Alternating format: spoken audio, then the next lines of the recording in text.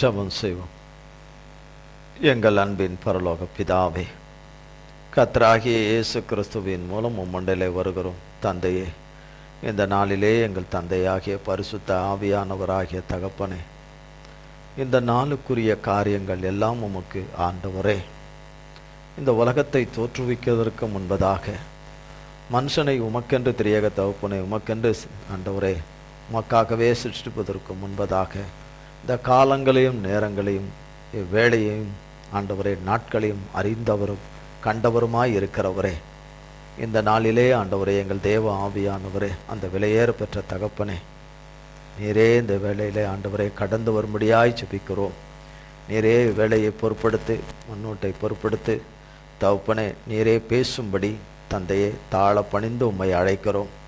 கர்த்தராகிய இயேசு கிறிஸ்துவின் நாமத்தினாலே அழைக்கிறோம். வாரும் ஆவியானவரே, இவ்வேளையை பொறுப்படுத்திக் கொள்ளுங்க, மண்ணோட்டை மறைத்து கொள்ளுங்க. மாம்சமும் இரத்தமும் வேதத்துக்கு புறம்பானவைகள் ஒன்றும் ஒரு காலம் நிலை காணக்கூடாதபடி கர்த்தராகிய இயேசு கிறிஸ்துவின் நாமத்தின் அக்கினினாலும் இரத்தத்தின் அக்கினினாலும் வார்த்தையின் அக்கினினாலும் என்னிலே வேரோடு சுட்டரிக்கப்பட்டு போவதாக. உம்முடைய நாமமும் உம்முடைய இரத்தமும் உம்முடைய மன்னிப்பும் இரக்கமும் கிருபையும் உம்முடைய சாரமும் சத்துவம் உம்முடைய சாயலும் ஆண்டவரே, அல்லேலூயா. உம்முடைய அபிஷேகமும் கிருபா வரங்களும் உம்முடைய எண்ணெயும் புது எண்ணெயலாகிய அபிஷேக தைலத்தினாலும் நீர் ஆண்டவரே அழைத்த அழைப்புக்கு தக்க தெரிந்து கொள்வதற்குரிய கிருபா வரங்களினாலும் ஆண்டவரே உம்முடைய வெளிச்சத்தினாலும் அக்கினினாலும் உம்முடைய சத்திய வசனத்தினாலும் ஆண்டவரே உம்முடைய அன்பினாலும் கிருபையினாலும் வல்லமையினாலும் உம்முடைய நித்திய ஜீவ ஒளியினாலும் நிரப்புவீராக. ஆராதனை பங்கு பெறுகிற யாவரும், லைவிலே பங்கு பெறுகிற யாவரையும் அவனுமே நிரப்பி ஆண்டு கொள்ளும், ஆளுகை செய்யும். எங்கள் பிதா குமாரன் பரிசுத்த ஆவியானவராய் மூவராய் ஒன்றாய் இருக்கிற சர்வ சிருஷ்டிகராக எங்கள் இயேசு மகாராஜாவுடைய நாமம் மட்டுமே மகிமைப்படுவதாக. இயேசு கிறிஸ்துவின் மூலம் செபிக்கிறோம் பிதாவே, ஆமென், ஆமென், ஆமென். கர்த்தருடைய நாமத்திற்கு ஸ்தோத்திரம்.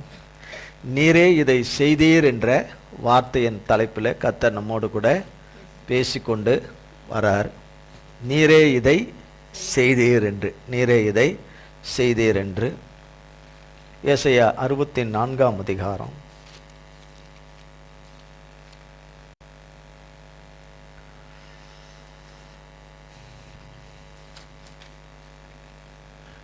ஏசாயா 64 அதிகாரம் 4 வசனம். தேவனே, உமக்கு காத்திருக்கிறவர்களுக்கு நீர் செய்பவைகளை நீரே அல்லாமல் உலக தோற்றம் முதற்கொண்டு ஒருவரும் கேட்டதும் இல்லை, செவியால் உணர்ந்ததும் இல்லை, அவைகளை கண்டதும் இல்லை. அப்போ ஏசாயா தீர்க்கதரிசிக்கு, ஊழியக்காரருக்கு, கர்த்தருடைய தாசனுக்கு கர்த்தர் வெளிப்படுத்துற ஒரு காரியம். அவர் செய்கிறதை தேவனே உமக்கு காத்திருக்கிறவர்கள், அவருக்கு யார் காத்திருக்கிறார்கள் என்பது அவருக்கு தான் நன்றாய் தெரியும். படைத்த தேவனுக்கு தான், நம்முடைய தேவனுக்கு தான் நன்றாய் தெரியும் யார் காத்திருக்கிறவர்கள். அப்போ எப்போ, எந்த காலம் என்று ஒருவேளை ஏசாயா தீர்க்கதரிசிக்கு தெரியாது, கர்த்தருடைய தாசனுக்கு தெரியாது, கொடுத்தவருக்கு தெரியும் இல்லையா? எதுக்காக கொடுத்தாரு ஏசாயா தீர்க்கதரிசிக்கு? அநேக காரியங்களை உள்ளடக்கி தான் கொடுத்திருப்பார். அநேக காலங்களை உள்ளடக்கித்தான், காலங்கள் சமயங்களையும் உள்ளடக்கித்தான் அவர் காரியங்களை குறித்து தான் அதில் வெளிப்படுத்தியிருப்பார். அதில் சொல்லப்படுது, தேவனே உமக்கு காத்திருக்கிறவர்களுக்கு நீர் செய்பவர்களை நீரே அல்லாமல், நீரேன்னா கர்த்தர், நீரே அல்லாமல் அப்படின்னா தேவன் எல்லாவற்றையும் ஒரு மனிதனுக்கு, தேவன் நடத்துகிற மனிதனுக்கு தெரியப்படுத்துவது கிடையாது. வேதத்துல ஒரு இடத்துல இருக்குது, உம்முடைய தீர்க்கதரிசிகளுக்கு நீர் சொல்லாம நீர் ஒன்றையும் மறைக்கிறதில்லைன்னு இருக்குது. அது ஒரு பகுதி, அது எந்த இடத்துக்காக சொல்லப்பட்டதோ அந்த காரியத்தை குறித்தது அது. ஆனா எல்லாமே தேவன் தெரியப்படுத்துறது கிடையாது. எல்லாமே தேவன் தெரியப்படுத்துறது, அறியப்படுத்துறது, தெரியப்படுத்துறது கிடையாது. வசனம் அப்படி சொல்லுகிறது. தேவனே உமக்கு காத்திருக்கிறவர்களுக்கு நீர் செய்பவர்களை நீரே அல்லாமல் உலக தோற்றம் முதல் கொண்டு ஒருவரும் கேட்டதும் இல்லை, ஒன்று கேட்டதும் இல்லை, செவியால் உணர்ந்ததும் இல்லை, அவைகளை கண்டதும் இல்லை. கேட்டதும் இல்லை, உணர்ந்ததும் இல்லை, கண்டதும் இல்லை, கண்டதும் இல்லை. இப்படித்தான் வச்சிருப்பாராம் கர்த்தர். அதே அதிகாரத்துல 64 3ஆம் வசனத்துல சொல்லப்படுகிறது. முதல் முன்பகுதி, நாங்கள் எதிர்பார்த்திராத பயங்கரமான காரியங்களை நீர் செய்தபோது. பாருங்க, நாங்கள் எதிர்பார்த்திராத பயங்கரமான காரியங்களை நீர் செய்தபோது. அப்ப இது என்னது? ஏசாயா தீர்க்கதரிசி வாழ்ந்த காலத்திலையும் அவர் பிறக்கிறதுக்கு முன்னாடி பிதாக்கள் மற்ற கர்த்தருடைய பிள்ளைகளாகிய பிதாக்கள் வாழ்ந்த காலத்துல கர்த்தர் செய்த காரியத்தை உள்ளடக்கினதாக தான் இது இருக்கும். இந்த வசனம், நாங்கள் எதிர்பாராத பயங்கரமான காரியங்களை நீர் செய்த போதுன்னா அது செய்து முடித்தது, செய்து முடித்தது. 3ஆம் வசனத்துல சொல்லப்பட்டு நாங்கள் எதிர்பாராதன்னும் போது பிதாக்களை எல்லாம் அவர் வாழ்ந்த காலத்துல பிதாக்கள்னா ஆபிரகாம், ஈசாக்கு, யாக்கோபு, இவங்க வாழ்ந்த காலத்துல, மோசே, இவங்கெல்லாம் யோசுவா, இவங்கெல்லாம் வாழ்ந்த காலத்துல நடந்த அற்புதங்கள், தாவீது போன்ற கர்த்தருடைய தாசர்கள் வாழ்ந்த காலத்துல நடந்த பயங்கரமான காரியங்களை குறித்து தான் இது குறிப்பிடப்படுது. ஏசாயா வாழ்க்கைக்கு முன்னாடி நடந்த கர்த்தர் செய்த காரியங்களும், ஏசாயா தீர்க்கதரிசி வாழ்ந்த காலகட்டத்தில் செய்த அற்புதங்களையும் வைத்து தான், அதிசயங்களை வைத்து, கர்த்தருடைய அற்புதமான செயல்களை வைத்து தான் இந்த வார்த்தை சொல்லப்படுது. இந்த வார்த்தை சொல்லப்படுது. நீரே அல்லாமல் வேற யாரும் இல்லை, நீர்தான் ஆண்டவரை இதை செய்தீரு அப்படின்னு சொல்றார். நீர்தான் அதை செய்தீர் என்று சொல்லி. செங்கடலை 2ஆ பிளக்கிற காரியத்துல, செங்கடலுக்கு முன்னாடி எல்லாரும் வந்து நிக்கிற சூழ்நிலை, திக்கு முக்காடி எல்லாரும் நிக்கக்கூடிய அந்த சூழ்நிலைகளை, திகைச்சு போயிருக்கிற சூழ்நிலையில கர்த்தர் அங்கு ஏற்கனவே திட்டமிட்டிருக்கிற காரியத்தின்படி ஒரு சில அவர் செய்கிற சில காரியங்கள், மோசையை தவிர, அவர் தெரிந்து கொண்ட இரட்சகனாகிய மோசையை தவிர அங்க இருந்த இஸ்ரவேலருக்கு அநேகருக்கு கர்த்தருடைய திட்டங்கள் எதுவுமே தெரியாது.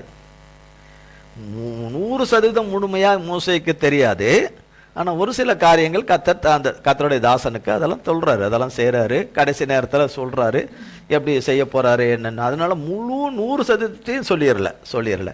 அப்போ மோசையோட கூட சேர்ந்தவங்களுக்கெல்லாம் யாருக்கும் எதுவுமே தெரியாது. கர்த்தர் செய்ய போற காரியம், செங்கடல்ல முன்னாடி நிக்கிற தேவ ஜனத்துக்கு பார்வோனுக்கு முன்னாடி விடுதலையை கொடுத்து அவர் நாமம் எப்படி மகிமைப்பட போது, அவர் எப்படிப்பட்ட பலத்த கிரியைகளை செய்கைகளை செய்ய போறாருன்னு தெரியாதனால்தான் இந்த வார்த்தை இருக்குது, கேட்டதும் இல்லை, உணர்ந்ததும் இல்லை, கண்டதும் இல்லை.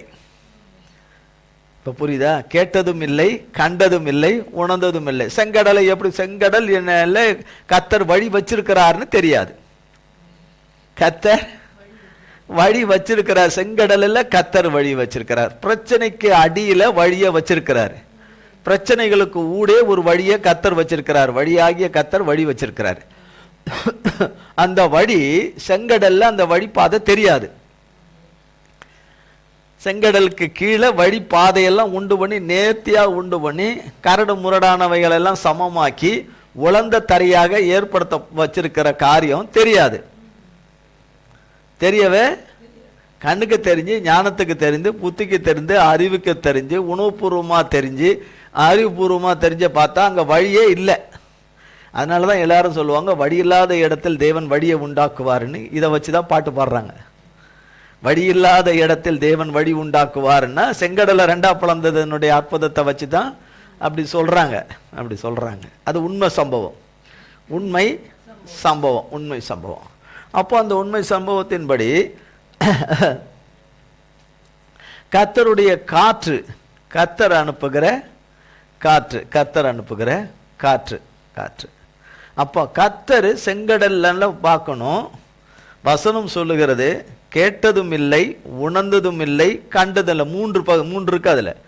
கண்டதும் இல்லை, கேட்டதும் இல்லை, உணர்ந்ததும் இல்லை, கண்டதும் இல்லை. மூணு இருக்கு. ஏன்னா ஏசாயா தீர்க்கதரிசி சொல்றார் 3ஆம் வசனத்துல, நாங்கள் எதிர்பாராத பயங்கரமான காரியத்தை நீர் செய்த போது, நீர் இறங்கினீர். யார் இறங்கினா களத்துக்குள்ள? கர்த்தர் இறங்கினார். ஏசாயா 64:3. கர்த்தர் இறங்கினீர். அப்போ கர்த்தர் இறங்கும் போது கர்த்தருடைய பிள்ளைகளுக்கு செய்யணும்னு வச்சிருக்கிறது எல்லாம் தரையோட தரையா படுத்துக்கும். தரையோட எதிர்த்து நிற்கிறது எல்லாம் ஒன்று உரிகிறோம், ஒன்று பஸ்மமாயிரும், சர்வ சாஷ்டாங்கமா எல்லாமே பணிஞ்சிரும். கர்த்தரை கண்டு பணிஞ்சிரும். வேற யாரை கண்டு பணியாது, கர்த்தரை கண்டு சர்வ வல்லமுள்ள பராக்கிரமம் உள்ள தேவனை, அக்கினிமயமான தேவனை, சிருஷ்டிகரை கண்டு அப்படியே இதை எதிர்த்து நின்று, இது வரைக்கும் எதிர்த்து நின்னது எல்லாம் சர்வ சாஷ்டாங்கமாக தேவனை பணிஞ்சு கொள்ளும். அப்போ செங்கடல்ல அது நடந்தது. இந்த அற்புதம் நடந்தது. கர்த்தர் செங்கடல்ல ரெண்டா பிளக்க கர்த்தருடைய நாமத்தினாலே அவர் அற்புதத்தின் கோல அதன் மேல வையின்னு சொல்லும் போது அவர் வைக்கிறாரு, அதை நீட்டுறாரு. இதுதான் செய்யறாரு. அவர் வார்த்தையின்படி அது சொல்றாரு, செய்யறாரு. ஆனா மீதி யார் செய்யறா? கர்த்தர் செய்யறாரு. அப்ப அங்க இருக்கிற ஜனம், இங்கதான் தேவனுடைய கிருபையெல்லாம் நம்ம உற்று கவனித்தா, எகிப்துல இருந்து வந்த ஜனங்கள்ல கொஞ்சம் கலப்படமும் உள்ள வந்துட்டு, அடிக்கடி சொல்லுவார் கலப்படங்கள் உள்ள வந்துட்டு. இந்த கலப்படங்கள் என்ன? கர்த்தரை நாங்க தெய்வமா ஏற்றுக்கொள்றோம், உங்க தெய்வம் எங்களுக்கு வேணும், அந்த தெய்வம் தான் மெய்யான தெய்வம் எல்லாம் சொல்லி எளிதான் எல்லாம் வர்றாங்க.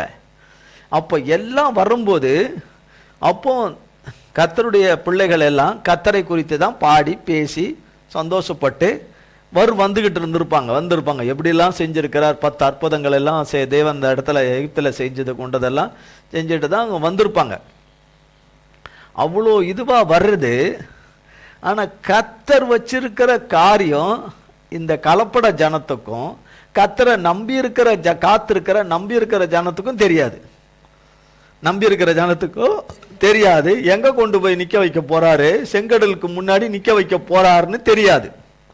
அப்போ தேவன் எங்க கூட்டிட்டு போனாலும் அழிவுக்கு கூட்டிட்டு போக மாட்டார். அழிவுக்கு போனவங்களை அழிவிலிருந்து தப்பு வச்சு ஜீவபாதைக்கு கொண்டு வந்துருவார். அது அவருக்கு தெரியும். கர்த்தர் ரட்சகனா ஏற்படுத்தி வைத்த இஸ்ரவேல் ஜனத்துக்கு ஏற்படுத்தி வச்ச மோசேக்கு தெரியும் அப்படி வச்சிட மாட்டாருன்னு. ஆனா செங்கடலுக்கு முன்னாடி நிற்கும் போது எல்லாரும் கச்சா பூச்சான்னு எல்லாம் எங்கேயா கூட்டு வந்தேன், எங்களை கொள்றதுக்கு கூட்டு வந்தேன், அழிக்கிறதுக்கு கூட்டு வந்து திருப்பி பழையபடி பேச ஆரம்பிச்சிட்டாங்க. எல்லாம் கச்சா பூச்சான்னு எல்லாம் இது பண்ண ஆரம்பிச்சிட்டாங்க. அப்போ பண்ணும்போது கர்த்தர் இதெல்லாம் பண்ணுவாங்கன்னு கர்த்தருக்கு தெரியும். பண்ணுன்னு சொல்லிட்டு நான் என்ன செய்யணும் ஆண்டவரேன்னு கேட்கிறாரு. கர்த்தர் சொல்றாரு, நீ நீயோட பார்வோனுடைய அவன் சேனைகளால நான் மகிமைப்படுவேன்னு சொன்னனே, அது மாதிரி மகிமைப்படுவான். அவன் ராணுங்களை எல்லாம் நான் அழிப்பேன், கொள்வேன். எல்லாம் அங்க வச்சு அந்த இடத்துல வச்சு கொஞ்சம் முன்னாடி ஏற்கனவே கொஞ்சம் சொல்றாரு, இப்ப கொஞ்சம் அதிகமா சொல்றாரு. சொல்றாரு தான் யாரை கொண்டு நடத்துகிறாரோ அவனுக்கு மட்டும் சொல்றாரு அந்த இடத்துல. ஆனா அது என்னென்ன விதமா எதை கொண்டு யூஸ் பண்ணுவேன், எப்படி பண்ணுவேன், அது எதை செய்தாலும் அறிவியல் பூர்வமா கர்த்தர் செய்வார். இந்த மேஜிக்கு கர்த்தர் செய்யவே மாட்டார். மேஜிக் அந்த மந்திர மேஜிக் இதெல்லாம் மேஜிக் சொல்றாங்களே, அந்த மந்திர மேஜிக் எல்லாம் கர்த்தர் பண்ண மாட்டார். ஆனா ரியலா பண்ணுவார். ரியலா எல்லாரும் ஒப்புக்கொள்ளும்படி, எல்லாரும் அதை கண்டு சாட்சிட்டு பிரமிக்கும்படி அறிவியல் பூர்வமா கர்த்தர் செய்வார். அவர் தான் நம் தேவன், ஒரே தேவன், செய்கிற தேவன். அவர் தான் விஞ்ஞானிகளின் தேவன், அறிவியலின் தேவன் என்று சொல்லப்படுகிறதும் உண்டு. அப்போ கர்த்தர் ஒரு காற்றை அனுப்புகிறார். நைட்ல இருந்து காலையில வரைக்கும் வீசி அது செங்கடலை ரெண்டா பொழக்குது. அப்ப எவ்வளவு அகலம் பொழக்கணும், எவ்வளவு நீளம் அங்க கொண்டு போய் அவங்க கரை சேர்ற வரைக்கும் குழப்பணும், தண்ணி எவ்வளவு உயர்வு மதில் சுவரா நிக்கணும், அது பீஸாகி ஐஸாகி நிக்கணும், செவுறு மாதிரி அப்படியே கல்லு மாதிரி உறைந்த கல்லு மாதிரி நிக்கணும், அது உருகக்கூடாது, நிக்கணும். அப்போ காற்று வீசும்போது காற்றினுடைய இதுலயும் இது இருக்குது, உஷ்ணத்தன்மை இருக்கு, சூட்டுத்தன்மை இருக்கு, உஷ்ணத்தன்மை இருக்குது. அப்போ அது எந்த மாதிரி அப்போ வீசி அது கடந்து பழக்கும் போது தரையும் சமதளமா ஆகுது. அப்போ கடலுக்குள்ள ஒருத்தம் போகும்போது பள்ளம் மூடு எல்லாம் இருக்கும், பள்ளம் மேடெல்லாம் இருக்கும், கல் இருக்கும். ஆனா அது எல்லாம் சமமாக்கி இப்படிப்பட்ட அற்புதத்தை அவர் செய்தார். அதுதான் இப்படி அவர் செய்து அதை உலர்ந்த தரையாக மாற்றி இப்படி ஒரு காற்றை அனுப்பி செய்யறது மோசேக்கே தெரியாது. யாருக்கு தெரியாது? அவருக்கே தெரியாது. அவருக்கு யோசுவாக்கோ அவர் கூட இருக்கவங்களுக்கு தெரியாது. அதைத்தான் நீர் யாரும் கேட்டதும் இல்லை, கண்டதும் இல்லை, உணர்ந்ததும் இல்லைன்றது. அதை வச்சுதான் சொல்றாரு. இதைத்தான் இவர் அங்க 1 கொரிந்தியர் 2ஆம் அதிகாரம் 1 கொரிந்தியர் 2 இதே தான் பவுல் சொல்றாரு. பவுல் இதைத்தான் இந்த இடத்துல ஏசாயாவில் சொல்லப்பட்டிருக்கிறது தான் பவுல் 1 கொரிந்தியர் 2ஆம் அதிகாரத்தில் மென்ஷன் பண்றாரு.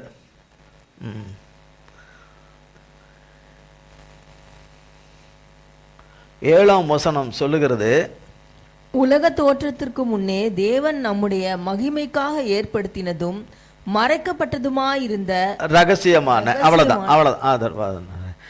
உலக தோற்றத்துக்கு முன்னே, அப்பனா தேவன் மனுஷனுக்காக படைக்கிறதுக்கு முன்னே எல்லாமே அவர் திட்டமிட்டு இருக்கிறார்.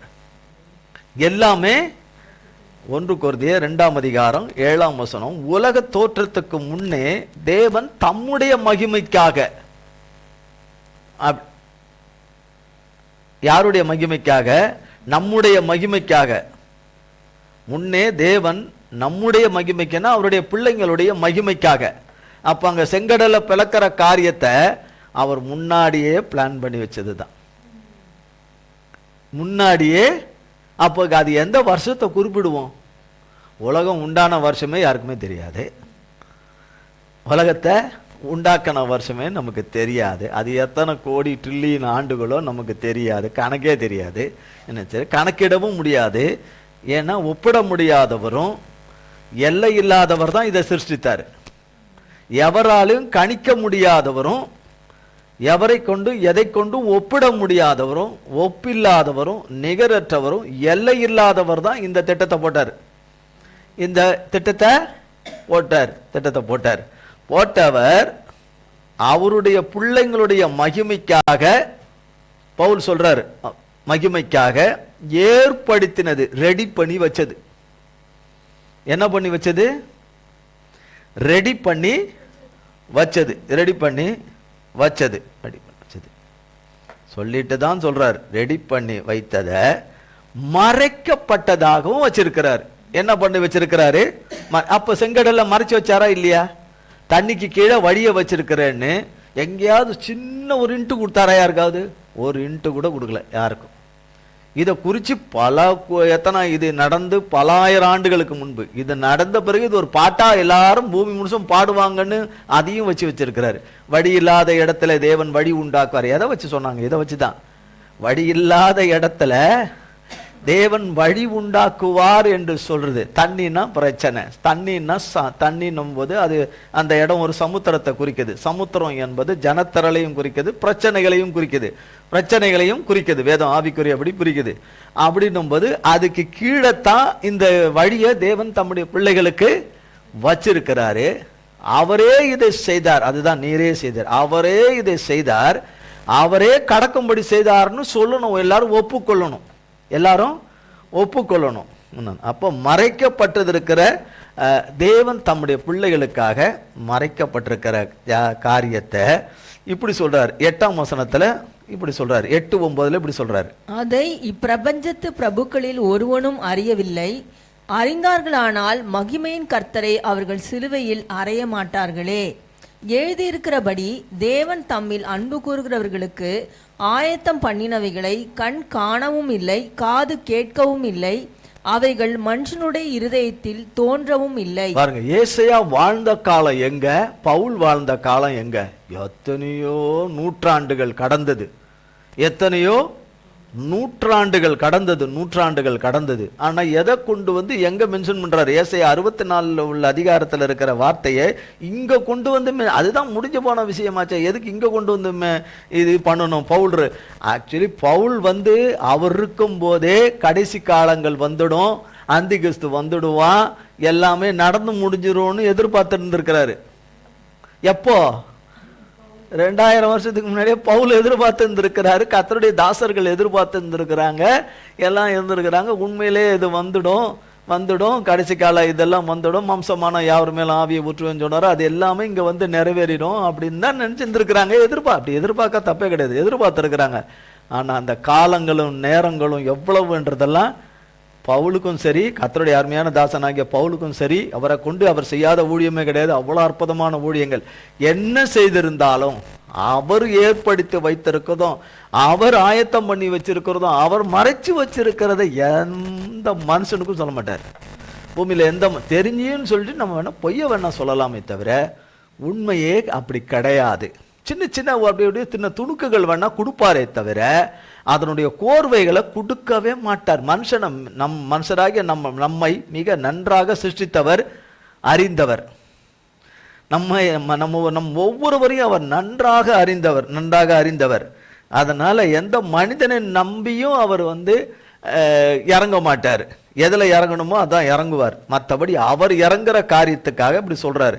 அறியவில்லை. 9ஆம் வசனம் பாருங்க. எழுதியிருக்கிறபடி தேவன் தம்மில் அன்பு கூறுகிறவர்களுக்கு ஆயத்தம் பண்ணினவைகளை கண் காணவும் இல்லை, காது கேட்கவும் இல்லை, அவைகள் மனுஷனுடைய இருதயத்தில் தோன்றவும் இல்லை. ஆமா, இது இல்லையா? இப்ப அங்க ஒரு காத்து அனுப்புனேன்றாரு. ஒரு காற்றை அனுப்புறாரு. அதுல நீங்க போய் பாத்தீங்கன்னா தெரியும். காற்றை அனுப்பி இது எல்லா வேலையும் நடந்து முடியுது. அப்போ அந்த இது இன்னும் அர்த்தம் இருக்கு. அந்த செங்கடல் உள்ள போறது ஒரு ஞானஸ்தானம், எல்லாருக்கும் ஒரு ஞானஸ்தானம். ஞான கண்மலையாகிய கிறிஸ்து தான் அந்த இடத்துல யுத்தத்தை நடப்பிக்கிறார். பிதாவாகிய தேவன் இல்லை, எல்லாமே ஏசப்பா தான் செய்யற காரியங்கள் எல்லாமே பிதாவுடைய சித்தத்துல ஏசப்பா தான் செய்யறாங்க.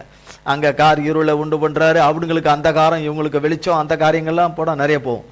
ஆனா இவங்களை உள்ள கூட்டு வரும்போது நல்லா பாருங்க, விடுதலை பண்ணி கூட்டிட்டு வந்தவங்கள்ல வாய் பேசினவங்க எத்தனை பேசினவங்க, கர்த்தருக்கு விரோதமா பேசினவங்க, கர்த்தருடைய பிள்ளைகளுக்கு விரோதமா எழும்பினவங்க, கர்த்தருடைய தாசனுக்கு விரோதமாக எழும்பினவங்க, கர்த்தருடைய சித்தத்துக்கு விரோதமாக எழும்பினவங்க, கர்த்தருடைய மகிமைக்கு விரோதமாக எழும்பினவங்க, கர்த்தர் நன்மை செய்ததுக்கு விரோதமாக எழும்பினவங்க, அந்த ஜனங்கள் எல்லாமே விடுதலை ஆகி பொண்ணு பொருளோட கூட, அவங்களும் பொண்ணும் பொருளோட கூட தான் வர்றாங்க. அவங்களுக்கும் இந்த வாக்குத்தத்தம் நிறைவேறுது. வாக்குத்தத்தத்துக்கு சொந்தக்காரங்களே கிடையாது அவங்க. அந்த எகிப்தில இருந்த இஸ்ரவேல் ஜனத்தோட கொஞ்சம் கலப்படமா வந்தாங்களே, அவங்க வாக்குத்தத்தத்துக்கு சொந்தக்காரங்க கிடையாது. ஆனா அவங்களுக்கும் அது நிறைவேறுது. அவங்களும் அந்த நன்மையை பெற்றுக்கொள்றாங்க. நீங்க போய் படிச்சு பார்த்தீங்கன்னா தெரியும், அந்த நன்மையை பெற்றுக்கொள்றாங்க. தேவன் கொடுக்குற அந்த விடுதலையின் சந்தோஷத்தை அவங்களும் சேர்ந்துதான் அனுபவிக்கிறாங்க. ஆனா துன்பத்தையும் கஷ்டத்தையும் பாடுகளையும் அவமானத்தையும் சந்திச்ச ஒரு கூட்டம் அதுல தனியா இருக்கு. யோசுவா, மோசே இவங்கெல்லாம் ஒரு குரூப் இருக்காங்க. மீரியாமு, ஆரோனு, அவங்கள சேர்ந்த எவ்வளவு நம்பர் நமக்கு தெரியாது. அவங்க ஒரு குரூப் இருக்காங்க. அவங்க தான் கண்ணீரும் கஷ்டமும் அவமானமும் பாடுகளும் அத்தனையும் பட்டவங்க. அப்போ அவங்கள சேர்ந்தவங்களுக்கு தானே அந்த முழு நிறைவும் கிடைக்கணும். இவங்க மற்றவங்களுக்கு யாருக்கும் கிடைக்கக்கூடாது. கர்த்தருக்காக காத்திருந்தவங்க, அந்த பாடுகளை அனுபவிச்சவங்க, அந்த கண்ணீரின் வழியாய் வந்தவங்க, பாடுகளின் துக்கத்தின் வழியாய் வந்தவங்க, அவமானத்தின் வழியில வந்தவங்க, எல்லா விதத்துல எண்ணாமோ ஏதாமோன்னு பரிதபி கதர்னவங்களுக்கு தான் அது கிடைக்கணும். சும்மா கூலா இருந்தவங்களுக்கு அது என்ன செய்யக்கூடாது, கிடைக்கக்கூடாது. ஆனா தேவன் மிகுந்த கிருபையும் அன்புள்ளவர், அவங்களுக்கு கிடைக்க வச்சாரு. வந்தாங்க, சந்தோஷமா வந்தாங்க. ஆனா பார்வன் வரப்போறான்னு தெரியாது. ஏன்னா கர்த்தர் தான் அங்க சொல்லிட்டார், நான் அவனா இருதயத்தை திருப்புவேன். என்ன விளையாடுறாரா கர்த்தர்? நம்ம மனுஷர் எல்லாம் விளையாடுறாரா கர்த்தர்? அவர் பாரு இல்ல இஷ்டத்துக்கும் விளையாடுறாரு. அவர் பாட்டு அவர் எதெல்லாம் பண்ணுவாரு. ஆனா அவர் நல்லவர்னு நம்ம சொல்லணும். அவர் கெட்டவராகவும் இருக்கிறாரு அப்படின்னு நம்ம நினைப்போம். மனுஷர் தான் கெட்டவர்கள், கெட்டு போனவர்கள், நம்மளே கெடுத்துக்கிட்டவங்க. அவர் கிடையாது. அப்போ அனுப்புறாரு. கர்த்தருடைய நாமங்க மகிமைப்படுற காரியங்கள் எல்லாம் நடக்குது. அப்போ செங்கடலும் பறந்து இல்லைன்னா ஆச்சா பூச்சா கிச்சா கச்சான் அங்கேயே போட்டிருக்கலாம்ல, கர்த்தர் கொண்டு போட்டிருக்கலாம்ல. அத்தனை பேர் எகிற ஆளுகள் எல்லாம் கொண்டு போட்டிருக்கலாம்ல. கொன்னே போடலை கர்த்தர். இறக்கம் உள்ள தேவன் கொன்னே போடலை. ஞான கண்மலை எல்லாரும் ஞானஸ்தானம் கொடுத்துட்டாரு. அங்கே எல்லாருக்கும் முழுக்க ஞானஸ்தானம். அத்தனை பேருக்கும் பவுல் அதை எழுதி வச்சிருக்கிறாரு, முழுக்க ஞானஸ்தானம். அதில் எல்லாரும் முழுக்க ஞானஸ்தானம். அவன் முழுக்க ஞானஸ்தானம் எல்லாரும் ரட்சிக்கப்பட்டாங்களா? எல்லாரும் கிடையாது. அங்கேயே ஒரு பரிசுத்தமாக்குதல் உண்டு பண்றாரு. ஒரு பரிசுத்தத்தை உண்டு பண்றாரு. பரிசுத்தமாக்குதல், பரிசுத்த தேவன் உண்டு பண்றாரு. உண்டு பண்ணி உள்ள போறாங்க. இப்போ அந்த தண்ணிக்கு உள்ள போகும்போது, அந்த பாதையில போகும்போது எப்படி இருக்கும்? இப்போ செயற்கையா எல்லாம் கடல்ல இது பண்ணி கண்ணாடி இலைகள் வச்சு தடுத்து மீன்களை பார்க்க முடியும், அதை பார்க்க முடியும், இதை பார்க்க முடியும், எல்லாம் பார்க்கறாங்க. ஒரு பயங்கர பிரமிப்பெல்லாம் உண்டாகுது. ஆனா இயற்கையா கர்த்தர் உண்டு பண்ணி இருக்கிற அந்த பிரமிப்பு எப்படி இருக்கும்? இப்போ சவுறு அப்படியே ஐஸ் மாதிரி இருக்கு, இந்த பக்கம் அந்த பக்கம் இப்படி இருக்கு. அதெல்லாம் அவங்க அப்படி பார்க்க அங்க இருந்த மீன்கள்லாம் எங்க போச்சு? அங்க இருந்த ஜீவராசிகள்லாம் எங்க போச்சு? அங்க இருந்த ஜீவராசிகளுக்கெல்லாம் என்ன எங்க போச்சு? அப்ப எல்லாரும் அதெல்லாம் உள்ள போய் கடந்து எல்லாம் போற வரைக்கும் யாருக்கும் ஒன்றும் நடக்கலை. எல்லாரும் வந்துட்டாங்க. எல்லாம் வந்துட்டாங்க. இந்த இடத்துல செஞ்சாரு. இப்போ ஒரு பாட்டு போடணும், லேசான காரியம் கர்த்தர் செய்கிறது லேசான காரியம். சத்தியமுள்ள வார்த்தை, மாறாத வார்த்தை அப்படின்னு சொல்லிட்டு. அப்போ உமது கரத்திலிருந்து வரும், பரத்திலிருந்து வரும், உமது கரத்திலிருந்து வரும். அப்போ செங்கடலை ரெண்டா போலக்கிறது யார் கரத்திலிருந்து வந்தது? கர்த்தர் கரத்திலிருந்து தான் வந்தது. இறங்கினார் என்று சொல்லப்பட்டிருக்கிறது. கர்த்தர் அதில் இறங்கினாரா இல்லையா? அதில் அப்போ நீரே அதை செய்தீர் என்று சொல்லப்படும் போது அங்கே யார் செய்தா? அவரே தான் அதை செய்தார். அப்போ இந்த ஜனம் 3 நாள்ல, அடுத்தது போன வாரம் சொன்னார், கடந்து வரும்போது அவங்க தண்ணி இல்லாத இடத்துக்கு வந்துடுறாங்க. தண்ணி கிடைக்காத இடத்துக்கு, முன்னால தண்ணி கிடைக்கல. அப்போ மாறாவின் தண்ணி கசப்பா இருக்கிற ஒரு இடத்துக்கு வந்துட்டாங்க. இப்படி ஒரு தண்ணிக்கு நீங்க கொண்டு வந்துட்டீங்களேன்னு சொல்ற அந்த ஜனம், எகிப்துல கலவரம் பண்ணிக்கிட்டு இருந்த ஜனம், விடுதலையாகி கர்த்தரால வெளியே வரும்போதும் குழப்பத்தையும் கலவரத்தையும் உண்டு பண்ணிக்கிட்டு எல்லாம் வீரியம் பேசிக்கிட்டு இல்லாத அட்டூழியம் பண்ணிட்டு இருந்த ஜனம், செங்கடல் வழியா கர்த்தர் செய்த அந்த கிருபையின் வழியில, விடுதலையின் வழியில அவங்களும் வர்றாங்க. அதே ஆளுடைய மனதும் இருதயமும் மாறாததுனால, அவங்க குணங்கள் எதுவுமே மாறாததுனால, இவ்வளவு காரியத்தையும் கர்த்தருடைய அற்புத செயல்கள் எல்லாம் கண்டவங்க இது இருக்கிற இடத்துக்கு அங்க வரும்போது வேணும்னு தான் கூட்டு வராரு. எல்லாமே செங்கடல்ல அவரோட பிளானு. அவர் வேணும்னு தான் கூட்டு வராரு. மாறா இதுக்கும் வேணும்னு தான் கூட்டிட்டு வராரு. அங்க நிற்கும் போது அந்த எகிப்துல கர்த்தருக்கென்று ஒரு ஜனம் இருந்தது. அவங்க எப்படி கர்த்தருக்கு காத்திருந்து எப்படி இருந்தாங்களோ அதே மாதிரிதான் இருந்தாங்க. கர்த்தர் ஏற்படுத்தின தலைவனோடும் அவனுடைய கூட்டத்தோடும் அவங்க எல்லாம் ஒரே மாதிரி தான் இருந்தாங்க. அவங்க அந்த இடத்துல முறுமுறுக்கல. இதை செய்தவர் இந்த கசப்பா இருக்கிற தண்ணிய கண்டிப்பா நமக்கு வேற ஒரு தண்ணிய அல்லது வேற ஒரு தண்ணி, அந்த தண்ணின்னு நினைச்சிருக்க மாட்டாங்க, வேற ஒரு தண்ணி நமக்கு தருவார். ஆக தண்ணி தருவார், நமக்கு தண்ணி தருவார். நம்ம நான் வறண்டு எல்லாரும் நாமும் நம்ம மிருக ஜீவங்களும் செத்து போறதுக்கு செங்கடல்ல இருந்து நம்ம இங்க கூட்டிட்டு வந்திருக்கவே மாட்டாரு. எகிப்துல இருந்து விடுதலை அப்படிங்கிற நம்புகிற ஒரு கூட்டம் அங்க இருக்கதான் இருந்தது. அது இல்லாத கூட்டம் தான் நிறைய. அப்ப இந்த இல்லாத கூட்டத்தை வாக்கு பண்ணின கானான் தேசத்துக்குள்ள பிரவேசிக்க கூடாதுன்னு முடிவு பண்ணிட்டார் கர்த்தர். அவங்கவுங்க செய்யற நீதி உள்ள நியாயாதிபதி, அவங்கவுங்க செய்யற தப்பிதத்தினுடைய உச்ச நிலைக்கு வரும்போது அவங்கள எல்லாரையும் போட்டுறணும். அவங்க போகக்கூடாது. அவங்க பிள்ளைகள் வரலாம், எலிஜிபிள் வரலாம். இதெல்லாம் அவர் வச்சுக்கிட்டார். அவர் இதெல்லாம் யாருக்கு சொன்னாரா தெரியாது. தண்ணி கிட்ட வந்த உடனே கத்துறாங்க, எங்களை திருப்பி இங்க கூட்டு வந்தியா, அது பண்ணியான்னு. எல்லா ஜனமும் இல்ல, ஒரு குறிப்பிட்ட ஜனம் விரோதம் பாராட்டிக்கிட்டே இருக்குது. கர்த்தர்கிட்ட கேட்கிறாரு, அங்க மரத்தை காமிக்கிறாரு. அந்த மரத்தை எடுத்து, அது ஏசப்பாவை குறித்து சொல்லப்படுகிற சத்திய விளக்கங்கள். அப்போ அந்த மரத்தை தூக்கி போடு. இன்னைக்கு நெல்லிக்கட்டைன்றாங்க, நெல்லிக்கட்டையை போட்டா இனிப்பாவது. சில நாடுகளில் வேற என்ன கட்டையோ அதுக்கு என்ன பேரோ அதை போட்டா தண்ணி நல்லாயிடும்னு. அப்போ அங்க உப்பு இருந்த எந்த தண்ணி கசப்பா இருந்ததோ, வேற தண்ணி கொடுக்கல அவரு. எந்த தண்ணி கசப்பா இருந்ததோ அந்த தண்ணியை தான், அதான் கசப்பான வாழ்க்கைய மதுரமான வாழ்க்கையாய் மாற்றுகிறவர் இயேசுன்றதுக்கு தான் அந்த மரக்கட்டை. சிலுவையின் மரம் என்று சொல்லப்படுகிறது. என்ன அது போட்ட உடனே மதுரமான தண்ணியாச்சு. இப்போ கொட்டுன்னு கொடி தள்ளிட்டானுங்களா. எகிப்துல இருக்கும் போதும் கொட்டி தள்ளானுங்க, அங்கிருந்து கர்த்தரால விடுதலையாகி பொண்ணும் பொருளோட வரும்போதும் கொட்டி தள்ளானுங்க, திருப்பி வரும்போதும் செங்கடல் முன்னாடியும் கொட்டி தள்ளானுங்க, திருப்பியும் மறுபடியும் வந்தோன்னு கொட்டி தள்ளுறானுங்க. இப்போ தண்ணி குடிக்கிறாங்க. அந்த தண்ணி அவங்களுக்கு கொடுக்கவே கூடாது, ஆனா தண்ணி குடிக்கிறாங்க. அவங்களும் சாகாதபடி என்ன செய்யறாங்க, படைக்கிறாங்க. அங்கேயும் ஈஸியா பண்ணிட்டார் கர்த்தர். லேசா முடிச்சிட்டாரு. அங்க செங்கடல் காரியத்தை ஈஸியா முடிச்சிட்டார். அவருடைய கரத்தினால ஈஸியா முடிச்சிட்டார் லேசா.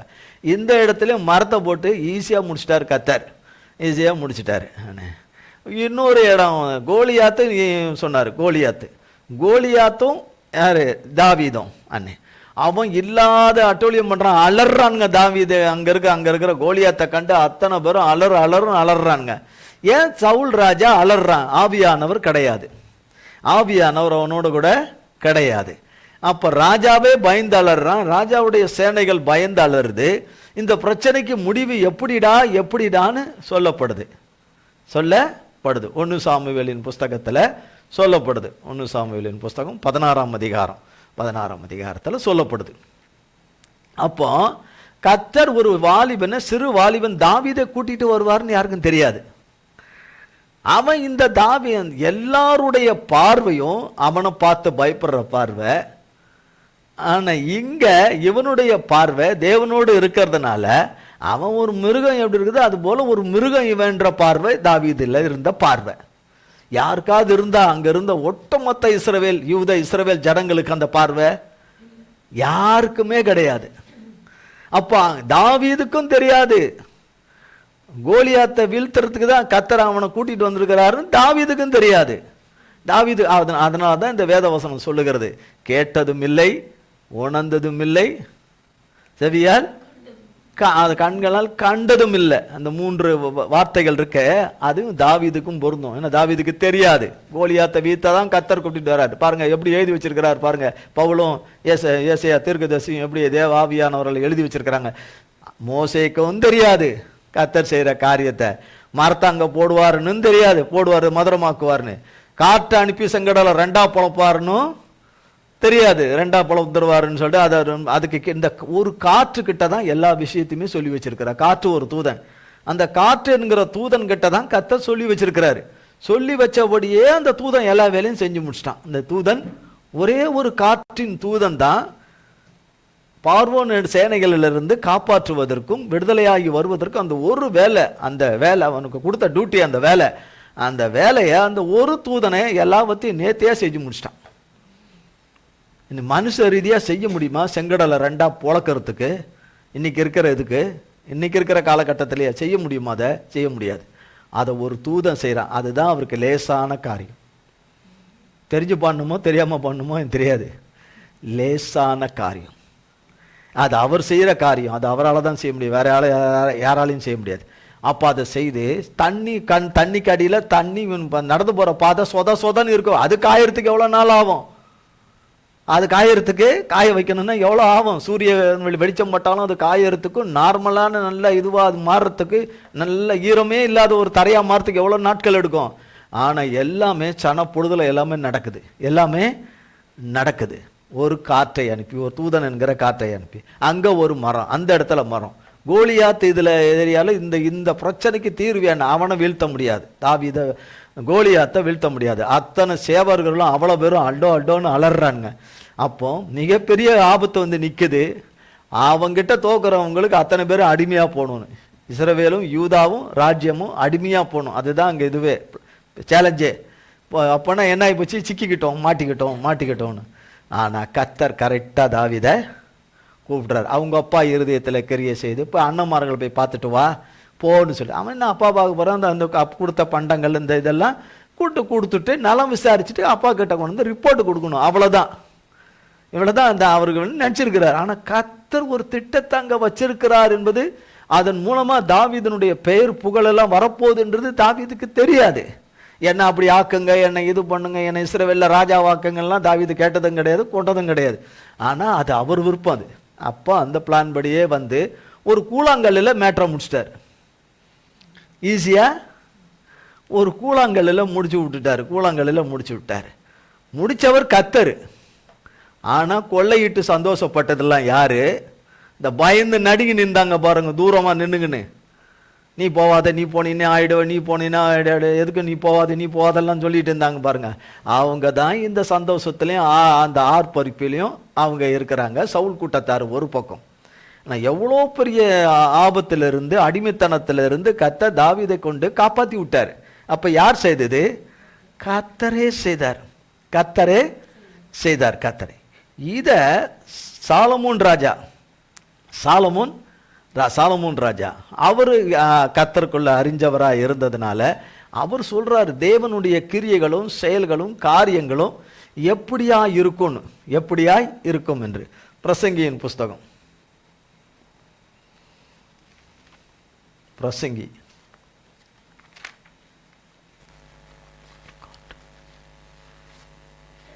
3:11.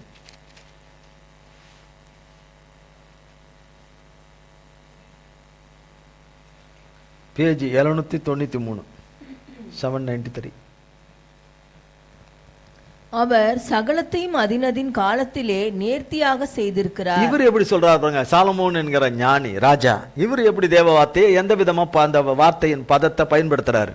ஏசையா சொன்னதும் இதுல இருக்கிற காரியமும் கிட்டத்தட்ட எல்லாம் ஒண்ணு உள்ளுக்குள்ளதான். இது எல்லாம் ஒண்ணு மாதிரி தான். பவுல் சொன்னது இவர் சொன்னதெல்லாம் அவர் நேர்த்தியாய் செய்திருக்கிறார். நேர்த்தி அவர் செய்ததை யாரும் கண்டதும் இல்லை, கேட்டதும் இல்லை, உணர்ந்ததும் இல்லைன்னு சொன்னதை இவர் ஒரே அழகா வரியில சாலமோன் ராஜா அழகா இதை சொல்லி வச்சிருக்கிறார். நேர்த்தியாய் செய்திருக்கிறார். ஆயத்தம் பண்ணினதை கண்டு ஆயத்தம் பண்ணினதுன்னு பவுல் சொன்னதை இவர் என்ன செய்திருக்கிறார், எழுதி வச்சிருக்கிறாரு. செய்திருக்கிறார்னு எழுதி வச்சிருக்கிறாரு. என்ன பண்ணி வச்சிருக்கிறாரு? செய்திருக்கிறார் என்று எழுதி வச்சிருக்கிறார். எழுதி வச்சுட்டு வாசிங்க. உலகத்தையும் அவர்கள் உள்ளத்திலே வைத்திருக்கிறார். ஆதலால் தேவன் ஆதி முதல் அந்த மட்டும் செய்து வரும் கிரியை மனுஷன் கண்டுபிடியான். இது என்ன? உலகத்தையும் அவர்கள் உள்ளத்திலே வைத்திருக்கிறார்னா இது என்ன? இது உலகத்தை அவர்களுக்குள்ள வச்சிருக்கிறார். இந்த உலகத்துல எந்த மனிதனை கொண்டு எந்த மனுஷியை கொண்டு கர்த்தர் செய்யணும்ன்றத அவனுக்கு உள்ளே வச்சிருக்கிறார். எதுக்குள்ள? அவன் உள்ளே வச்சிருக்கிறார். எதுக்கு பிசாசு மோசே சரீரத்தை வேணும்னு கேட்டான்? கூடு, எனக்கு வேணும், எனக்கு வேணும்னு. என்ன பண்ண போறான்? அதை வச்சுக்கிட்டு அவன் என்ன பண்ண போறான்? ஒரு சத்தியத்தை ஒரு பிரகாரம் சத்தியத்தில் என்ன சொல்லப்படுகிறதுனா அவன் கீழ்ப்படியாம போயிட்டான். பேசுன்ற இடத்துல கோலை எடுத்து அடிச்சிட்டார். அவர் 30 லட்சம் நம்மளதுல ஒரு ஆளை டீல் பண்ண முடியல. ஒரு ஆள் கொடாசல இல்லை, 2 ஆள் கொடாசல நம்மளால தாங்க முடியல. அதை நம்ம ஃபேஸ் பண்ண முடியல. அந்த குண்டான்னு அலறோம்.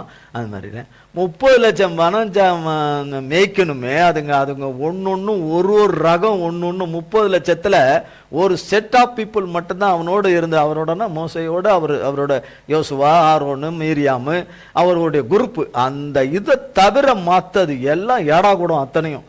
அதை அவர் சமாளிக்கணுமே. எப்படி இருந்திருக்கும் அவருக்கு? எத்தனை व्यसனத்தை ஏற்படுத்தி அவரை எவ்வளவு தொல்லை. அவரை கர்த்தருடைய வீட்டில் உண்மையும் உத்தமமான அவரை போல யாரும் இல்லைன்னு தேவனே சொல்றாரு. அப்படிப்பட்டவரை கோலை அடிச்சிடுறாரு. அது கிறிஸ்துவ ஒரு தடவை தான் மறிக்கணும், இன்னொரு தடவை மறிக்கிற முடியும்னு சொல்லப்படுது. இன்னொரு சத்தியம் சொல்லப்படுது. அந்த இடத்துல கோவப்பட்டுட்டாரு, கர்த்தரை பரிசுத்தப்படுத்தலைன்னு. ஆனால் வார்னிங், இது எச்சரிக்கை, இது ஒண்ணுதான் கட்டளை. அப்போ அப்படிப்பட்டவரே கானான் தேசத்துக்குள்ள நீ பிரவேசிப்பதில்லைன்னு அவ்வளவு இதுவா சொல்லிட்டாரு தவப்பேன். சொல்லிட்டு நம்ம கிறிஸ்து இருக்குதுனால நம்ம பொழைச்சோம் நம்ம என்ன சொல்லிட்டு அந்த கீழ்ப்படியாம போனது ஒண்ணு. அதுக்கப்புறம் அதுக்கு முன்னாடி அவர் ஒரு எகிப்தியனை அவர் கொன்னுட்டார். எகிப்தியனை நியாயம் செய்யறேன்னு எகிப்தியனை கொன்னு வச்சுட்டாரு. இதெல்லாம் மனதில் வைத்து தான் இந்த சரீரத்தை அது எனக்கு சொந்தம் குடு அப்படின்னு அவன் தர்க்கம் பண்றதா வேதத்துல இருக்க. அவன் தர்க்கம் பண்றான்னு சொல்லிட்டு. ஆனா உண்மையிலேயே அது கிடையாது. அது ஒரு புறம் இருக்குது, ஆனா அது கிடையாது. இங்க எழுதி வச்சிருக்கிறார் பாருங்க, பிரசங்கி சாலமோன் ராஜா எழுதி வச்சிருக்கிறார் பாருங்க. அவர்கள் உள்ளத்திலே வைத்திருக்கிறார் என்று சொன்னால் மூசையை கொண்டு கர்த்தர் வெளிப்படுத்துறது உலகத்துல யாருக்குமே கிடையாது. உலகம் உண்டானது முதல் கொண்டு வெளிப்படுத்தியிருக்காரு. உலகத்தை எப்படி சிருஷ்டித்தார் என்று 40 நாள் என்று புசியாமலும் குடியாமலும் தேவனுடைய பர்வதத்துல பிதாவுடைய தாப்புனுடைய சன்னிதானத்துல அவர் இருந்திருக்கிறார். மலையில அவர் இருந்திருக்கிறாரு. அந்த ஒவ்வொரு டைம் 40 அந்த டைம்ல கொடுத்தது தான் எல்லாமே. ஆகமங்கள் முதல் கொண்டு எல்லாமே எழுதப்பட்ட 5 ஆகமங்கள், நியாயப்பிரமாணங்கள், காரியங்கள் எல்லாம் கொடுத்தது. உலகத்தை எப்படி உண்டாக்கினார் கர்த்தர் எந்த உங்களுக்கும் தெரியாது. மிகப்பெரிய ஒரு வெடிப்பு உண்டாகி, ஒரு வெடிப்பினுடைய சத்தம் பட்டார்னு வெடிக்குதுல வெடி, அந்த மாதிரி ஒரு வெடிச்சுதான் ஒரு வெடிப்பு. தேவனுடைய வார்த்தை என்கிற சத்தம் பூமியில அடிச்சது தான் எல்லாமே முளைச்சு வந்தது. அது எவ்வளவு காலம் எடுத்தது அவர் சயின்ஸ் படி தான் செய்வார். அந்த முடிச்சு அதனாலதான் ஆதியாகமத்துல எழுதி வச்சிருக்கிறார் என்னன்னு சொல்லிட்டு உண்டாக கடவுது கர்த்தர் உண்டாக கடவுதுன்னு சொல்றாரு. வெளிச்சம் உண்டாக கடவுதுன்னு என்ன சொன்னாரே, சூரிய வெளிச்சம் இல்ல அது. அப்போ பட்டுன்னு வெடிச்ச ஒரு வெடிப்பு தான், ஒரு மிகப்பெரிய வெடிப்பு. அது வெடிப்பு, அந்த வெடிப்பினுடைய இதுல தான் எல்லாமே தோன்ற ஆரம்பித்தது என்று சொல்லப்படுகிறது. அப்போ எல்லாமே அவருக்கு தான் வெளிப்படுத்தி காமிக்க. எப்படி நம்ம இன்னைக்கு இப்போ ஒரு 10,000 ஆண்டுகளுக்கு பின்னாடி நடக்க போறது அவர் எப்படி பார்த்தாருன்னு, இது முன்னாடி நடந்தது மோசே காலத்துக்குள்ள அது எத்தனையோ கோடி ஆண்டுகளுக்கு உண்டானதை அவருக்கு பிரசண்டா அப்படியே காமிக்கிறார் கர்த்தர். அவருக்கு திரை வடிவில் அவருக்கு எல்லாருமே காமிக்கிறாரு, விலைக்கு சொல்றாரு இப்படிலாம் சிருஷ்டித்தது. அதுக்கப்புறம் ஆதாம் ஏவாளை எப்படி உண்டாக்கினார் கர்த்தர், அது எப்படி சிருஷ்டித்தார், மண்ணினாலே மனுஷனை உண்டாக்கி அவர் சுவாசத்தை கொடுத்து எப்படி உண்டாக்கினார், பிசாசு எப்படி வஞ்சித்து போட்டான், எப்படி எல்லாம் வஞ்சித்து போட்டான் கொண்டான், என்ன காரியங்கள் எப்படி உலகம் அதுக்கு பிரகாரம் ஒன்னொன்னா அப்படி வந்தது, எல்லாவற்றையும் அழகாக எல்லாம் சொல்லியிருக்கிறார், சகலமும் சொல்லியிருக்கிறார். அப்போ முன்மாறி பின்மாறி, கிறிஸ்துவுக்கு முன் கிறிஸ்துவுக்கு பின், சகலவற்றையும் அவருக்கு விவரமா எல்லாவற்றையும் அவ்வளவு சிநேகிதன், ஃப்ரெண்டு, இது குட் ஃப்ரெண்டு கர்த்தருக்கு சிநேகிதன் கர்த்தர். அவரை போல முகமுகமாய் பேசினது வேதத்தை யார்கிட்டையுமே கிடையாது. அப்போ அவ்வளவு தூரம் ஆபிரகாம் ஒரு பக்கம், சிநேகிதர் ஒரு பக்கம். பட் இவரை எதுக்காக வச்சாரோ அதுல எல்லாமே இவருக்குள்ளதான் இந்த ஸ்டோரேஜ். இப்போ அவர் பார்க்க அவர் தான் கண்ணில் பார்க்குறாரு, அவர் சிந்த மூளை அதுல தான் ஃபுல் ஸ்டோர், ஃபுல்லாக அவருக்குள்ள தான் ஸ்டோர் ஆகிருக்குது, கம்ப்ளீட்டாக ஸ்டோரேஜ் ஆயிடுச்சு. ஒரு சிப்புக்குள்ளே எப்படி ஸ்டோரேஜ் ஆகுதோ அது மாதிரி அந்த சிப்புக்குள்ளே எல்லாமே ஸ்டோரேஜ் ஆகிப்போச்சு. இதைத்தான் பிசாசு அறிஞ்சு சகல ரகசியங்களும் அவனுக்குள்ளே வைக்கப்பட்டிருக்கிறத அறிஞ்சுதான் சரீரத்தை கொடுன்னு. அதனால தான் கர்த்தர் சரீரத்தை மறைச்சிட்டாருன்னு, எங்கே புதைச்சாருன்னே தெரியாது சொல்றாங்க. அங்க ஒரு இடம் இருக்குது, அங்க இருக்குன்னு எல்லாம் நிறைய பேர் போறாங்க, மக்கள் கோடிக்கணக்கில் மக்கள் போறாங்க, அது எவ்வளவு உண்மை நமக்கு தெரியாது. ஆனா வேதம் சொல்லுது அவர் சரீரத்தை மறைச்சிட்டார். அதுல ஒண்ணு இல்லைன்னு தெரிஞ்சிருந்தா ஏன் மறைக்கிறார் கர்த்தர்? இல்லையா? அதுல ரகசியம் வச்சிருக்கிறார் கர்த்தர். மேலான காரியத்தை மனிதனுக்கு அது தேவையில்லை, அது அறிஞ்சு கொள்ள வேண்டியதில்லை என்றதுனால தான் அதை அறியும்படி வைக்கல. அப்போ உள்ளத்துல வச்சிருக்க. அப்போ இந்த மோசையை கொண்டு அவர் என்னென்னலாம் உள்ள வச்சாரோ அதை நம்ம ஈஸியா எடுத்தலாம் நப்பாசை. கர்த்தரோ அதை என்ன செய்து விட்டாரு, கம்ப்ளீட்டா மறைச்சிட்டாரு. அப்போ அவன் கண்களே, அவனே எல்லாம் பாடுறவன், பயங்கரமானவன், யாரை கொள்ளலாமோ கூட வகை தேடுகிற ஒரு சிங்கமா இருக்கிறான் வேதம் சொல்லுது. அவன் சுத்தி வருவான்னு யோபுல சொல்லுது. அவன் சுத்தி வருவான், அவனுடைய கண்ணுல என்னென்னலாம் பார்க்க முடியுமோ அத்தனையும் பார்ப்பான்.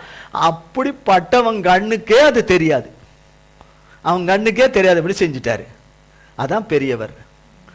அதனால்தான் கர்த்தர் எல்லாவற்றுக்கும் மேலான சிருஷ்டிகராகிய கர்த்தர் பெரியவர். அதனால்தான் உள்ளத்துல வைத்திருக்கிறாரு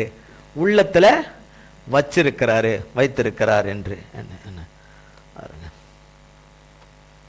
அறியவில்லை என்று சொல்லப்படுது. சொல்லிட்டு சொல்றாரு அடுத்தது, அதிலே வாசிங்க பின்பகுதி 11ஆம் வசனம்.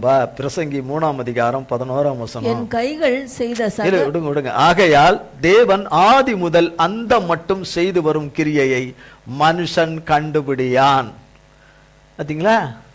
எதை கண்டுபிடிக்கணுமோ அதை தான் கண்டுபிடிக்க முடியும், எதை கண்டுபிடிக்க முடியாது அதை கண்டுபிடிக்க முடியாதுங்கிறார்.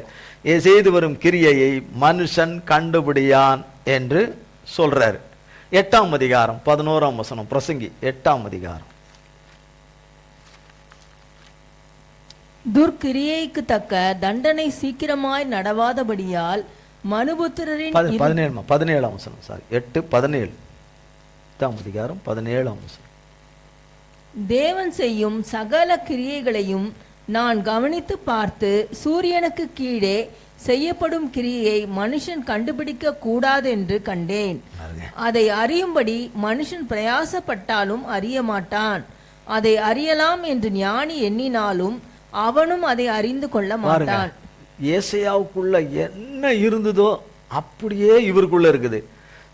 இவருக்குள்ள பவுலுக்குள்ள என்ன இருந்ததோ தேவ ஆவியானவருடைய கிருபையினுடைய இது எப்படி இருந்தது, என்ன இவரை ராஜாவா தெரிந்து கொண்டாரு, அந்த ராஜாவுக்கு என்ன வேலை இவருக்கு என்ன அவருக்கு அந்த கொடுத்திருந்தாருன்னா அந்த காரியத்தை தான் இவருக்கு செய்யறதுக்கு வச்சிருந்தாரு. அதுக்குரிய ஞானத்தையும் வெளிப்பாட்டையும் இவருக்கு கொடுத்திருந்தாரு. ஆனா அது ஆவியானவர் தான், தகப்பன் இருந்துதான் சாலமோனுக்குள்ள இருந்து செஞ்சது. அப்ப பாருங்க, இவரும் அதே சத்தியத்தை, இவர் பிரசங்கம் பண்றதுக்கோ அது பண்றதுக்கோ இதை செய்யறதுக்கோ இல்லை. ஆனா இவருக்குள்ள அது இருக்குது. ஏசையா ராஜா கிடையாது, பவுல் மாதிரி உள்ள அழைப்பு கிடையாது அவருக்கு. இவருடைய அழைப்பு வேற, ஏசையா தீர்க்கதரிசியின் அழைப்பு வேற. ஆனா ஏசையா தீர்க்கதரிசிக்கு அப்படியே இருக்கு. கர்த்தர் சொன்ன அந்த இது அங்கேயே பவுலுக்கு அந்த இது இருக்குது.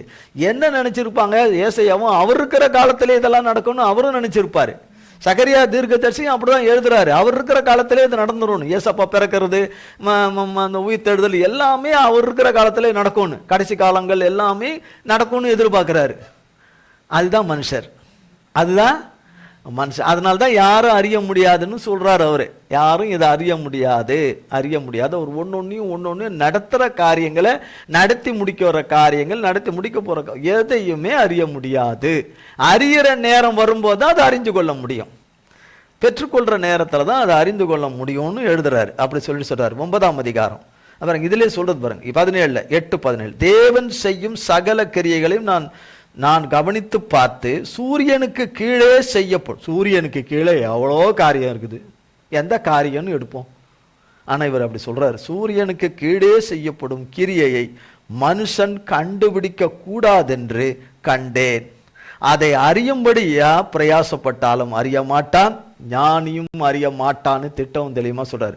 9ஆம் அதிகாரம் 1ஆம் வசனம். நான் என் மனதிலே வகையறுக்கும்படிக்கு சிந்தித்தேன். நீதிமான்களும் ஞானிகளும் தங்கள் கிரியைகளுடன் தேவனுடைய கைவசமாயிருக்கிறார்கள். எல்லாரும் ஆண்டவர் கைக்குள்ளதான் இருக்கிறாங்க. அவங்கவுங்கள எதுக்கு கர்த்தர் பயன்படுத்தணும்னு வச்சிருக்கிறாரோ அப்படி பயன்படுத்துவார். பூமியில பிறந்த யாரையும் கர்த்தர் பயன்படுத்த மாட்டார்னே கிடையாது. எல்லாரையும் பயன்படுத்துறதுக்கு தான் உண்டாக்கி இருக்கிறார். ஆனா கர்த்தரிடத்துல வரும்பொழுது இந்த காரியங்கள் நடக்குது. சிலர் கர்த்தர் அவங்கள தேடி வரார், தேடி வந்து ரட்சிக்கிறார். சிலருக்கு வாய்ப்பு கொடுக்கிறார், சிலருக்கு தருணங்களை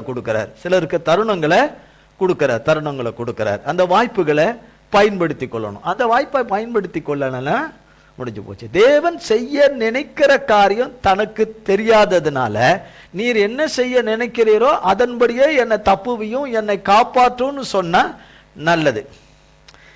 நீர் என்னை எப்படி தப்புவிக்க பண்ணணும், என்னை காப்பாற்றணும்னு வச்சிருக்கிறீரோ அப்படி செய்யணும். இல்லை, நான் சொல்றபடி என்னை எப்படி தப்புவிக்கணுமோ, என்னை எப்படி காப்பாற்றணுமோ அப்படி நீங்க செய்யுங்கன்னு சொன்னா செய்ய மாட்டார்.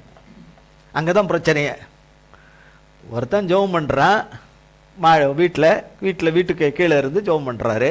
ஜெபம் பண்ணி, ஆண்டவரே, நல்ல ஆளு தான், கடவுளுக்கு பயந்த மனுஷன் தான், ஜெபம் பண்றாரு, எல்லாம் ஜெபம் பண்றாரு. பிரச்சனை, மழை அதிகமா பெய்யுது, வெள்ளம் அதிகமாகுது, வெள்ளம் எக்கச்சக்கமா வருது, அந்த பகுதியே வெள்ளம் சூழுது. இவர் சொல்றாரு, ஆண்டவரே இந்த மழையை நிறுத்துங்க. அது சொல்லலாம், மழையை நிறுத்துங்க, இந்த மழையை நிறுத்தி இந்த தண்ணியெல்லாம் வத்தி போக சொல்லுங்க, எனக்கு கொஞ்சம் வேலை இருக்கு, நான் போகணும். என்னை இந்த தீங்குலேருந்து என்னை இப்படி தப்புவீங்க, என்னை இந்த தீங்குலேருந்து இந்த ஆபத்துலேருந்து என்னை தப்புவீங்கன்னு அவர் தொடர்ந்து ஜெபம் பண்றாரு. நம்பிக்கையா ஜெபம் பண்றாரு. ஆனா தேவன் எதிர்பார்க்கறது என்ன வேற. இப்போ தண்ணி வந்து தண்ணி வருது. காரியம் இப்படி இருக்கு, தண்ணி ஃபர்ஸ்ட் ஃப்ளோர் வரைக்கும் வந்துடுச்சு, கிரவுண்ட் ஃப்ளோர் ரொம்பிடுச்சு. இப்போ இது எங்க போவாரு? இருக்கிறவன் ஃபர்ஸ்ட் ஃப்ளோர் செகண்ட் ஃப்ளோர் இருந்தா போவான், மேலே ஏறி போவான். இல்லாதவன் எங்க போவான்? அப்போ இவர் ஃபர்ஸ்ட் ஃப்ளோருக்கு இவர் போயிடுறாரு. திரும்பவும் ஜெபம் பண்றாரு, ஆண்டவரே மழையை நிறுத்துங்க, சூரியனை உதிக்க பண்ணுங்க, எல்லாம் தண்ணியெல்லாம் வத்தணும், நான் வெளியே போகணும், வேலை இருக்கு, வெளியே போகணும். இங்க தண்ணியா ஏறினே வருது, மழை சூரியனே வந்த மாதிரி இல்லை, மழையும் நின்ன மாதிரி இல்லைன்னு. ஃபர்ஸ்ட் ஃப்ளோரும் ரொம்பிடுச்சு, ஃபர்ஸ்ட் ஃப்ளோரும் ரொம்புது. அப்போ ஜனங்க வர்றாங்க, அங்க வர்றவங்க, அவங்க இந்த படகுல வர்றவங்க காப்பாத்துறதுக்கு வர்றாங்க. நான் வரமாட்டேன், நீங்க போங்க. அவங்க எவ்வளவோ கூப்பிடுறாங்க, வாங்க. மழைலாம் நின்று எல்லாம் இதான பிறகு நீங்க உங்க வீட்டுக்கு நீங்க திரும்ப போங்க, அது வரைக்கும் முகாமுக்கு வாங்க. உங்களுக்கு சாப்பாடு, தங்குற வசதி, உங்களுக்கு போர்வை, பெட்ஷீட் எல்லாமே அரசாங்கம் ஏற்படுத்தி கொடுத்துருக்குறாங்கன்னு கூப்பிடுறாங்க. யார் அந்த போட்ல வர்றவங்க நல்லது சொல்லி தான் கூப்பிடுறாங்க, நீங்க வாங்க. ஏங்க மழை நின்னா கூட அந்த தண்ணியெல்லாம் ஃபர்ஸ்ட் ஃப்ளோர் வரைக்கும் வந்திருக்கிற தண்ணியெல்லாம் வடிஞ்சு வரத்துக்கு நாளாகும். அது நிலைமை சீராகிறதுக்கு கொஞ்சம் நாளாகும். நீங்க என்ன செய்திருங்க, நீங்க முகாமுக்கு எங்களோட வந்துருங்க. அங்க உங்களுக்கு சாப்பாடு, 3 வேளைக்கு சாப்பாடு, உங்களுக்கு எல்லாமே உண்டு, தங்குற வசதி, சாப்பாடு, போர்வை, பெட்ஷீட் எல்லாம் ரெடியா இருக்கு. ஒன்றும் இல்லைன்னு சொல்லிட்டு, இல்லை நான் வரலன்னு சொல்லிட்டு அவங்க எவ்வளவுதான் போராடுவாங்க. இந்த ஆளுக்கு இது மாதிரி எத்தனை பேர் இருப்பாங்க, அவங்களெல்லாம் காப்பாற்றணும் சொன்னா வரல. திரும்பி தண்ணி செகண்ட் ஃப்ளோர் வரைக்கும் வருது. என்னடா இது, ஜெபத்தை கர்த்தர் கேட்கவும் மாட்டேங்கிறாரு, ஒன்றும் இது பண்ண மாட்டேன், நிறுத்தவும் மாட்டேங்கிறாரு அப்படின்னு சொல்லிட்டு அப்போ ஒரு ஹெலிகாப்டர் வருது. ஹெலிகாப்டரில் வர்றாங்க, வந்து இறங்குறாங்க. இப்படிப்பட்டவங்களெல்லாம் ரொம்ப இதில் இருக்கிறாங்க, ரிஸ்கில் இருக்கிறவங்கள காப்பாற்றுறதுக்கு. அதில் இவரை அப்படியே கட்டி தூக்கி மேலே கொண்டு போகணுன்னு. அதெல்லாம் நான் வரல, நான் எப்பா வானிலை ஆராய்ச்சியில் சொல்லியிருக்காங்க இன்னொரு 3 நாள் மழை பெய்யும், இன்னும் இது இருக்குது, நான் அது எது சொன்னாலும் எனக்கு அதை பற்றிலாம் இல்லை. எப்பா இதுக்கு மேலெல்லாம் கிடையாது, நீ எதுக்கு மேலே எங்கே போவேன்னு, இதுக்கு மேலே உனக்கு பில்டிங்கும் கிடையாது, நீ எங்கே போவேன்னு, இதுக்கு மேலே உன் உயிரோட விளையாடாத, சொன்னால் கேளு, பூச்சி அவனை கேட்டு தூக்குட்டுன்னு சொன்னாலும் கேட்குற மாதிரி இல்லை. அவங்க ஹெலிகாப்டர் அவங்க போயிட்டாங்க, அவ்வளோதான், நம்மளால அவ்வளோதான் பண்ண முடியும், அவனுக்கு அவ்வளோதான் அவனாங்கிட்டாங்க. அப்போ கொஞ்ச நேரம் கழிச்சா பார்த்தா இவன் இன்னொரு இடத்துல இருக்கிறதா பார்க்குறாரு, இவர் இருக்கிறதா பார்க்குறாரு. அங்கே போனால் இடமே வேற இடம். கேட்குறாரு, என்ன ஏசப்பா நான் இங்கே இருக்கிறேன் அப்படின்னு. இங்கே இருக்கிறேன், உனக்கு தான் அந்த மழையிலேருந்து உன்னை காப்பாத்துறதுக்கு நான் மழையை அனுமதிச்சிருக்கிறேன், இத்தனை நாளைக்கு பெய்யணும்னு. நான் அதை நான் தீர்மானிச்சு நான் நிர்ணயம் பண்ணி நான் இந்த மழையை அனுமதிச்சிருக்கிறேன், இத்தனை நாள் செய்யணும்னு சொல்லிட்டு, நீயும் அங்கே உட்காந்துக்கிட்டு மழையை நிறுத்த சொல்லுங்க, மழையை இப்படி பண்ண சொல்லுங்க, என்னை இப்படி விதத்தில் காப்பாத்துங்க நீ கேட்குற. உன்னை காப்பாத்துறதுக்கு உன் மேல இறக்கம் உள்ளவரா நான் போட்டில் ஆள் அனுப்பிச்சேன், நீ ஒருத்தந்தான் இந்த வீட்டில் இருக்கிற, உன்னை தேடி நான் ஆளை அனுப்பி விட்டேன், நான் அனுப்புனவங்க என்னுடைய தூதர்கள் தான் அனுப்பி வச்சேன், நீ என்ன பண்ணி விட்ட, வேண்டான்னு பிடிவாதமும் வேண்டான்னு சொல்லி அனுப்பி விட்டுட்டேன். கடைசியாக ஹெலிகாப்டர் அனுப்பிச்சேன் உனக்காக அனுப்பிச்சு வச்சேன், என்னுடையவர்களை அனுப்பிச்சு வச்சேன், அதுலேயும் வர மாட்டேன்ட்ட, அதனால தான் நீ மரித்து போனாயிட்ட, அதனால தான் நீ இழந்து போனாய் சொல்லிட்டு. அதுபோல் கண்டுபிடிக்க முடியாது, அவர் வச்சிருக்கிறார், இது இத்தனை நாள் மழை பெய்யணும், எத்தனை நாள் இது காத்தடிக்கணும், எத்தனை நாள் இது இருக்கணும், பனி பெய்யணும், எத்தனை நாள் இது இருக்கணும், குளிர் இருக்கணும், எத்தனை நாள் இருக்கணும்னு வச்சிருக்கிறேன்.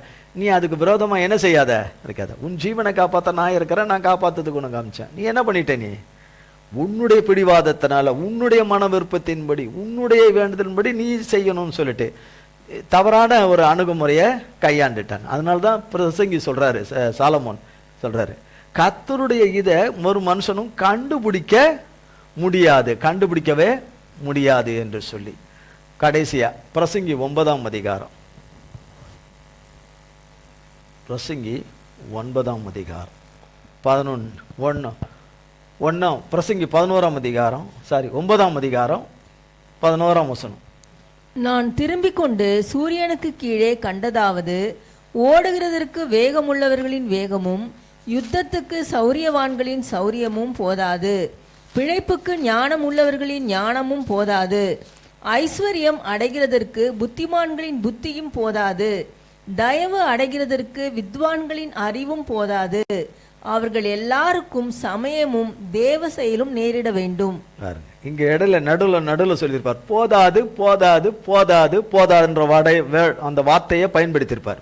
போதாது, என்ன பண்ணாலும் சரி, கடவுளுடைய நேரம் என்று ஒன்று இருக்கு. அது வரும்போது தேவ செயல் அதுக்குள்ள உள்ள வரும். அந்த தேவ செயல் என்ன, மனிதன் இதுவரைக்கும் மனிதன் காணாததும் கேட்காததும் உணராத ஒரு காரியத்தை அதுக்குள்ள கொண்டு வருவார். அதுதான் இங்க பிரசங்கி சொல்றாரு, அதுதான் உள்ள கொண்டு வருவாரு. தேவ செயல் நேரிட வேண்டும் என்று சொல்லி பிரசங்கி 11ஆம் அதிகாரம் 5ஆம் வசனம். ஆவியின் வழி இன்னதென்றும் கர்ப்பவதியின் வயிற்றில் எலும்புகள் உருவாகும் விதம் இன்னதென்றும் நீ அறியாதிருக்கிறது போலவே எல்லாவற்றையும் செய்கிற தேவனுடைய செயல்களையும் நீ அறியாய். பாத்தீங்க என்ன சொல்ற, சாலமோனுக்கு மிஞ்சின ஒரு ஞானம் உள்ளவன் பூமியில இல்லைன்னு சொல்லப்படுது. மணலத்தனையான ஞானத்தை அவருக்கு கொடுத்தாருன்னு அவர் சொல்றார். தேவன் எல்லாவற்றையும் அவர் தான் செய்யறார் மனுஷனுக்கு. எல்லாவற்றையும் செய்கிற அவருடைய செயலை நீ அறிய முடியாது. உன்னால அறியணும்னு நினைச்சு ட்ரை பண்ணாத, அது அறிய முடியாது. ஏன்னா அவர் வைத்திருக்கிறார். இவங்க இப்படின்னா, யோபு இன்னும் சூப்பர். யோபு கர்த்தருடைய தாசன் யோபு, கிடையாது ஒன்று வாசித்துட்டு ஜெபம் பண்ணிடுவோம். யோபு 37ஆம் அதிகாரம், யோபு 37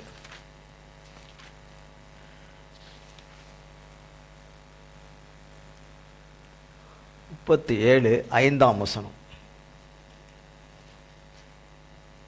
தேவன் தம்முடைய சத்தத்தை ஆச்சரியமான விதமாய் குமுற பண்ணுகிறார். நாம் கிரகிக்க கூடாத பெரிய காரியங்களை அவர் செய்கிறார். அப்போ பெரியவர் பெரிய காரியத்தை தான் செய்வார். பெரியவர் சரி. அப்ப கிரகிக்க கூடாதுன்னா உன்னால யோசிக்க முடியாது, நீ எவ்வளவு ஆராய்ச்சி செய்தாலும் உன்னால் அதை கண்டுபிடிக்க முடியாது, உன்னால் அறிந்து கொள்ள முடியாது, தெரிந்து கொள்ள முடியாது. அதைத்தான் செய்கிறாரு கர்த்தர், அதை தான் செய்கிறார் கர்த்தர் என்று. அதே 37ஆம் அதிகாரத்தில் 14ஆம் வசனம். யோபே இதற்கு செவிகொடும், தரித்து நின்று தேவனுடைய ஆச்சரியமான கிரியைகளை தியானித்து பாரும். 23, 24. சர்வ வல்லவரை நாம் கண்டுபிடிக்க கூடாது. அவர் வல்லமையிலும் நியாயத்திலும் பெருத்தவர். அவர் மகா நீதிபரர். அவர் ஒடுக்க மாட்டார். ஆகையால் மனுஷர் அவருக்கு பயப்பட வேண்டும். தங்கள் எண்ணத்தில் ஞானிகளாயிருக்கிற எவர்களையும் அவர் மதிக்க மாட்டார் என்றான். சொல்றாங்களா, எனக்கு தெரிஞ்சுன்னு சொல்றாங்களா, அவங்கள தான் வேதம் இப்படி சொல்லுது. வேத யோபுல இப்படி சொல்லப்படுது, எனக்கு தெரிஞ்சுன்னு சொல்றப்பற அவங்கள, அப்படிப்பட்ட மனிதர்களை நான் மதிக்கவே மாட்டேன். கர்த்தர் மதிக்க, ஏன்னா வேதம் கர்த்தர் ஏசாயால எழுதியிருக்கிறார். கர்த்தர் உன் நினைவுகள் என் நினைவுகள் அல்ல, உன் வழிகள் என் வழிகள் அல்ல. பூமிக்கு வானம் எவ்வளவா வந்திருக்கதோ தமக்கென்று சிருஷ்டித்த மனிதனுடைய காரியத்தை அப்படிப்பட்ட ஒரு உயர்ந்த இதுல வச்சிருக்கிறாரு. அதனால்தான் பவுல் இப்படி ஏதுனார், பூமிக்கு அல்லவைகள் அல்ல மேலானவைகளே நாடுங்கள். அப்போ மேலான ஒண்ணு வச்சிருக்கிறார் கர்த்தர் மனுஷனுக்கு. உலகத்துல அழிஞ்சு போற ஐஸ்வர்யத்தை குறித்து கர்த்தர் பேசல, மேலானவைகளை கர்த்தர் வச்சிருக்கிறேன்னு சொல்லிட்டு. அப்ப சர்வ வல்லவரை நாம் கண்டுபிடிக்க கூடாதுன்னு சொன்னா, அவர் ஒரு மனுஷருடைய வாழ்க்கையில அவர் செய்கிற காரியத்தை, செய்கிற விதங்களை, செய்கிற கிரியைகளை, செய்து முடிக்கிற கிரியைகளை கண்டுபிடிக்க முடியாது அப்படிங்கிறாரு. அப்படின்னா ஒரு காரியத்தை ஒருத்தர் கையில எடுத்துக்கிறார்னா அது கர்த்தர் அவருடைய பிள்ளைங்கள கையில எடுத்துட்டார்னா அதை முடிக்கும் பரியந்தமும் அவர்களை விடாதபடி கைவிடாதபடி நடத்தி, நீரே அதை செய்தீர் என்று எல்லா அவருடைய பிள்ளைகளுடைய நாவுகள் எல்லாம் சொல்லும்படி செய்கிறவர் தான் கர்த்தர். நீரே இதை செய்தீர், நீரே அதை செய்தீர் என்று. எரிகோ மதில் உழும்போதும் அதே தான். அம்மா எரிகோ மதில் எப்படா இந்த எரிகோ மதில் உள்ள போவோம், ஏமா யாருமே நம்மளா இருந்தாலும் அதே தான். இவ்வளோ பெரிய பிரம்மாண்டமான கதவு, அம்மா உள்ளே போக முடியாது, செவத்தை பார்த்தாலே அலறான். 2 லாரி போகலாம், அதில் 2 லாரி காம்பவுண்ட் வால் மேலே போகலாம். அப்படி இருக்குன்னா அது கிட்ட போக முடியுமான்னு. ஆனால் கர்த்தர் யோசுவாவுக்கு அந்த இதில் சொல்லிடுறாரு, அந்த எப்படி அதை செய்யணும் கொள்ளணும். அப்போ அது உழுன்னு. ஆனால் அது எவ்வளோ பெரிய பலம் உள்ளதான் இருக்கும். அந்த சுற்றி எத்தனையோ கிலோமீட்டர் சுற்றி உள்ளது. ஆனால் விழுந்ததே வேதம் சொல்லுகிறது லேசான காரியம் என்று சொல்லப்பட்டபடி, அவர் கரத்திலிருந்து வரும் என்று சொல்லப்பட்டபடி விழுந்துருச்சு. எப்படி விழுந்துட்டு இந்த காற்று என்ற வேர்டு வேதத்தில் எழுதப்பட்டிருக்கிற காற்று என்ற வார்த்தை எரேமியா எசேக்கியேல் எல்லாம் எழுதி வச்சிருக்கிறார். கர்த்தர் எல்லாத்திலையும் எழுதி வச்சிருக்கிறார். இந்த காற்று என்ற இடத்துல எழுதி வச்சிருக்காரு. இன்னும் நிறைவேறாத காற்றுகள் நிறைய இருக்கு. அந்த காற்றுன்னு அது ஒரு பெரிய சத்தியம் வால்யூம். அது கர்த்தருக்கு அதே தான். 12 பேர் அனுப்புவார் கர்த்தர். மோசே அனுப்பிவிடுவார். 12 பேரை கோத்திரத்தில் ஒவ்வொருத்தரா 12 பேரை அனுப்பிவிடுவார். போய் பார்த்துட்டு வாங்கன்னு, சோந்தரிக்க போற தேசத்தை போய் பார்த்துட்டு வாங்கன்னு. அப்ப எல்லாரும் எதை பார்க்கறாங்க, என்ன மாதிரி திராட்சை கொலை, பிரம்மாண்டம் எவ்வளோ பெருசு, 2 பேர் தடியில வச்சு தூக்கிட்டு வர்றது. மாதுளம்பழம் எவ்வளோ பெருசு, 2 கையில தூக்குற மாதுளம்பழம். நம்ம இன்னைக்கு மாதுளம்பழம் இங்கே தான் பார்க்குறோம், ஆனால் அந்த காலத்தில் இருந்திருக்குது அவ்வளோ பெரிய மாதுளம்பழம். அது இன்னும் வேற என்னென்னோ அதெல்லாம் பார்த்துருக்குறாங்க. எல்லாம் தோட்டம் துறவு எல்லாம் பார்த்து பிரமிச்சு வந்தவங்க 12 பேரும் பார்த்துருக்காங்க, பிரமிச்சிருக்காங்க. அங்கே ஏனாக்கியர்களையும் ராட்சதர்களையும் அவங்க வம்சத்தையும் பார்த்த உடனே, அரணிப்பான பட்டங்கணங்களை பார்த்த உடனே 10 பேர் பல்ப் ஃபீஸ் ஆயிடுச்சு. 10 பேருடைய பார்வையும் எண்ணமும் ஃபீஸ் போயிடுச்சு. 2 ஹை வோல்டேஜில் ஒண்ணுமே ஆகலை. அது காலேப்பும் யோசுவாவும் அவங்க 2 பேருடைய இது பவரு போவே இல்லை. இன்னும் பவர் அதிகமாயிருச்சு. இவங்களுக்கு பவர் சப்ளை எல்லாம் போயிடுச்சு. 10 பேருக்கும் பவர் சப்ளை போயிடுச்சு. எதை பார்த்துட்டானுங்க, ஆள் உயரமா வாட்டன் ஜாட்டமா இருக்கிறவங்கள இப்படிப்பட்டவனை எங்கடா நம்ம அடிச்சு மேற்கொண்டு கொண்டு இந்த இடத்த நம்ம சுதந்திரிக்கிறது, இதெல்லாம் ஆவற காரியமா இது அப்படின்னு. திராட்சை பழம் பிரம்மாண்டத்தை பார்த்துட்டு, ஆகா இது நமக்கு தேவன் கொடுக்கறதுக்கு இப்படிப்பட்ட ஒரு இடத்துக்கு நம்மளை கொண்டு வந்திருக்கிறாரேன்னு சந்தோஷத்தை வந்திருக்காங்க நிறைய. போய் வீட்டில் போய் சொல்லணும், நம்ம எல்லாருக்கும் போய் சொல்லணும், நம்மளை தேவன் சுதந்திரிக்க போகிற இடத்துக்கு எவ்வளோ பெரிய இடம், சூப்பர் சூப்பர்னு. ஆனால் அதில் சந்திக்கிறதுல எவ்வளோ பெரிய யுத்தம் இருக்கிறதுன்றது இவங்களுக்கு தெரியல. பார்த்தாங்க, எல்லாரும் அப்படியே இருண்டுட்டாங்க. அவன் அங்கேயே இறந்துட்டானுங்க, 10 பேர் இறந்துட்டானுங்க. நடந்து வந்தானுங்க, உள்ளே இறந்துட்டானுங்க, உள்ளுக்குள்ளே இறந்துட்டானுங்க, 10 பேர் இறந்துட்டானுங்க. போகும்போது உயிரோட போனானுங்க 12 பேர், திரும்பி வரும்போது 10 பேர் இறந்துட்டான். 10 பேர் இறந்துட்டான். இந்த 10 பேரும் 12 பேரும் பராக்கிரமசாலிங்க. ஆனால் உண்மையான பராக்கிரமசாலிங்க 2 கர்த்தருடைய பார்வையும் அந்த கரண்ட்டும் பவரும் ஃபீஸ் போகாதபடி இன்னும் ஹை வோல்டேஜ், எத்தனை ஹை வோல்டேஜ் வந்தாலும் அதை தாங்கக்கூடிய அந்த சக்தியை பெற்றுக்கொண்டவங்களா வந்தவங்க மோசேயும் யோசுவாவும் காலேப்பும். அதனால தான் சார் என்னை உத்தமமாய் பின்பற்றின இவர்கள் தான் கானானுக்குள்ள பிரவேசிப்பார்கள்னு சொல்லிட்டாரு கர்த்தர். இவனுங்க வந்து தூஷணத்தை பரப்பிட்டானுங்க, வந்து இவனுங்களால இது எவ்வளோ பெரிய தீய சக்தி இது, வந்து எல்லாரையும் பற்ற வச்சு விட்டானுங்க. அவன் நம்பிக்கையில் எல்லாரும் பற்ற வச்சு, ஐயோ அங்கெல்லாம் போக முடியாது. ஒரு கூட்ட ஜனம், அதில் 1000 கணக்கில் ஜனங்களை கர்த்தர் இவனுங்களால கொண்டு போடுறாரு. கர்த்தர் கொண்டு போடுறாரு. செத்து போறானுங்க. கடைசியில் அவனுங்களும் சுதந்திரிக்க முடியாமல் போயிட்டானுங்க. பிறகால வேத என்ன சொல்லப்படுது, இவங்க வந்து சொல்றாங்க, அவனுங்க எங்களுக்கு முன்னாடி வெட்டிக்கிளின்றாங்க. இவனுங்க 2 பேருக்கும் அவங்கள வெட்டிக்கிளி மாதிரி தெரியுது. இந்த 10 பேருக்கும் அது வந்து வேற லெவல்ல தெரியுது.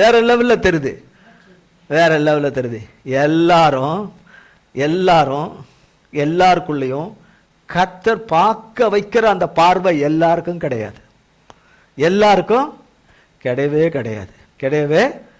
கிடையாது. அதுதான் வேதம் சொல்லுகிறது. அவர் சொல்றார், ஈஸியா சொல்றாரு, காலேப் சொல்றாரு, அது எளிதாக நாம் ஜெயிக்கலாம் அப்படிங்கிறாரு. அது பாசிபிள் இல்லைன்றாங்க அவங்க எல்லாம், இவர் பாசிபிள்ன்றார். அது பாசிபிள் அது அப்படிங்கிறாரு. அதெல்லாம் சோந்தரிச்சல அவனே எப்போ பார்த்தாலும் சும்மா ஈஸியாக சொல்லுவான், எல்லாம் சோந்தரிச்சலாம், அங்கேயும் சரிச்சலாம், அங்கே போனால் நம்மளை கொண்டு வரணும். ஆனால் யாருடைய வார்த்தையை கேட்டு போகிறதுனால யார் போவா? சேனைகளின் கர்த்தர் அங்கே கூட போவார், அந்த ஜெயத்தை நமக்கு தருவாருன்னு சொல்லி இவங்க பேசுகிறாங்க, அதை தொடர்றாங்க. அவனுங்க அந்த தூசணம் பரப்புறவங்க பேச்சை கேட்ட எல்லாரும் செத்துட்டானுங்க. ஆனால் எகிப்திலிருந்து விடுதலையாகி வந்த ஒரு கூட்ட ஜனம் கடைசி வரைக்கும் அப்படியே இருந்தாங்க, கர்த்தரில் உத்தமமாய் பின்பற்றினாங்க. நாம் எதில் இருக்கிறோன்னு கர்த்தருக்கு தான் தெரியும். எந்த லிஸ்ட்டில் இருக்கிறோன்னு, இந்த 2 பேருடைய இதில் இருக்கிறோமா, இந்த 10 பேருடைய இதில் இருக்கிறோமான்னு ஆண்டவருக்கு தான் தெரியும். நீரே அதை செய்தீர். கர்த்தர் இந்த வார்த்தைகளை நம்ம ஒவ்வொருவருக்கும் பல கோடி மடங்காய் ஆசீர்வதிப்பாராக. ஜெபம் செய்வோம். எங்கள் அன்பின் பரலோக பிதாவே, கர்த்தராகிய இயேசு கிறிஸ்துவின் மூலம் மண்டையிலே வருகிறோம். தந்தையாகிய தேவனை, இந்நாளிலும் வேளையிலும் மிக கிருபையாக தேவனே, உம்முடைய பிரசன்னத்தினாலே நிரப்பி, உம்முடைய ஆளுகளை நிரப்பி, உம்முடைய ஆவினாலும் வார்த்தையினாலும் வெளிப்பாட்டினாலும் சத்தியத்தின் நிறைவினாலும் உம்முடைய அன்பினாலும் நிறைத்து இந்த நாளின் ஆராதனை ஆண்டவரே உம்முடைய நாமத்துக்கு மகிமையாய் காலகட்டத்தின் வேளையிலே எவ்வண்ணமாய் நிறைவேற வேண்டுமோ அவ்வாறு உம்முடைய நாமத்துக்கு மகிமையாய் நிறைவேற கிருபை செய்ததற்காய் கோடி கோடி ஸ்தோத்திரம். நீரே இந்த நாளிலே இதை செய்தீர், அதற்காய் உமக்கு கோடி கோடி கோடி கோடி கோடி ஸ்தோத்திரம். லைவில் இணைந்தவர்கள் ஆறாலே பங்கு பெற்ற யாவரையும் ஆசீர்வதியும். உம்முடைய கல்வாரி இரத்தத்துக்குள்ளே எங்கள் அத்தனை பேரையும் ஒப்புக் கொடுக்கிறோம். இயேசு கிறிஸ்துவின் மூலம் ஜெபிக்கிறோம் பிதாவே. ஆமேன், ஆமேன், ஆமேன், ஆமேன். என் ஆத்துமாவே கர்த்தரை ஸ்தோத்திரி, என் முழு உள்ளமே பரிசுத்த நாமத்தை ஸ்தோத்திரி. என் ஆத்துமாவே கர்த்தரை ஸ்தோத்திரி, கர்த்தர் செய்த சகல உபகாரங்களை மறவாதே. ஆமேன், ஆமேன், ஆமேன்.